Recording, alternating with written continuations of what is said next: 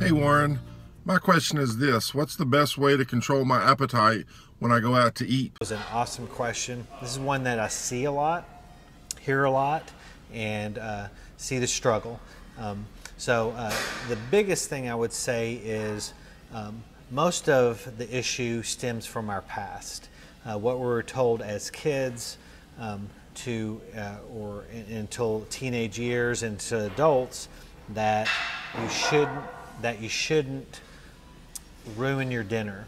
So if you know you're going to have this big event, you try to get as hungry as you can. Well, if you get hungry as you can, you're going to go to a place that you could eat up to 3,000 calories. So if you think you can't eat 3,000 calories eating at a restaurant, you might want to check the calorie levels of all the items when you go. But anyway, it's so easy to get 3,000 calories at a restaurant. So if you go in there starving, you're probably going to want to finish your plate because you don't want to not finish the food you pay for. And it's embedded in your mind growing up that, let me turn the camera here a little bit, that you should finish everything on your plate. So that poses an issue when you go out. These restaurants know that circumstance that they're dealing with their customers, so they do the marketing on their menus.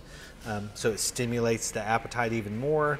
They have the smell, the aroma, the way they position the seats to where they're cooking to make sure you could smell the food. And that drives that hunger even up more, and your eyes literally get bigger in your stomach. You've heard that term. So what we want to do is we want to go into the restaurant with our stomachs bigger than our eyes already. So you do not want to be hungry when you go out and eat. I suggest that you go and you try to ruin your dinner, going not hungry, not really wanting food, and nice and full, and that way you can make better decisions.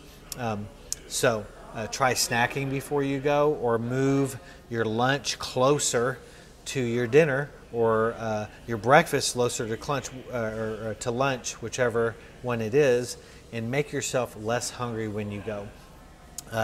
Another thing you could do is when you go, all restaurants are online now. Their menus are online. Pre-order what you're going to get. Already know what you're going to get. And I would suggest if you have a spouse, you both do it so you support each other. And when you go in, tell them you do not want a menu. And when you sit down, tell them that you're ready to order. And order it then and there. You don't have time to look at the menu, start debating whether you want an appetizer. It gets the food up there cooking, and you get the food quicker. So you get quicker service, and everyone wants that. This also has to relate to grocery shopping. You know, we've all gone through it. You go grocery shopping, and you end up biting those items that you did not go there for. When does that happen? And it will happen 100% of the time when you are hungry going to the grocery stores. So my suggestion on that is you go to the grocery store after you have eaten a meal, where food does not sound appealing, food disgusts you at that point. So you're going to be inclined to get in and out. You want to buy the least amount of food, just what is on that list. You're not sitting there thinking of what else do you want to get to satisfy that hunger. It's human nature to be hungry. It's human nature to want to satisfy those energy levels again and get as much food possible. Our genetics and the way humans are have not been reprogrammed to be able to understand that food is in the refrigerator. There's multiple grocery stores. If you don't have food, that someone will give you food.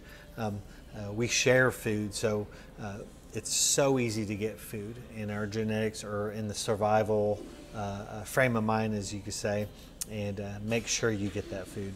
So I hope that helps out, and try those methods. I think it will do wonders for you. Oh yeah, I got one more. When you're eating out, tell them how to cook it. Don't put oil or butter on the food. They could use the spices. Again, another misconception is that salt has to do with fat. It has nothing to do with it. Use the spices to give it flavor. Just tell them no butter, no oils. And if you want to guarantee that, tell them you're allergic to it and you'll break out in hives if they use it on their meats or vegetables or anything they give you. That gives it true calorie content if you use MyFitnessPal or whatnot to look up those foods. And you'll get them more accurate. You'll save 2 to 3, maybe even 400 to 500 calories a meal if you just tell them not to use the butters and the oils. It's crazy that how much do they use. So try those tips out. I guarantee if you do those in a month, you'll see a change in just those things. So make sure you come by and check us out. Our number here also is 501-358-6595. Give us a call. Let us know that you want to come in, try out the gym for free, and we'll get you set up. Take care.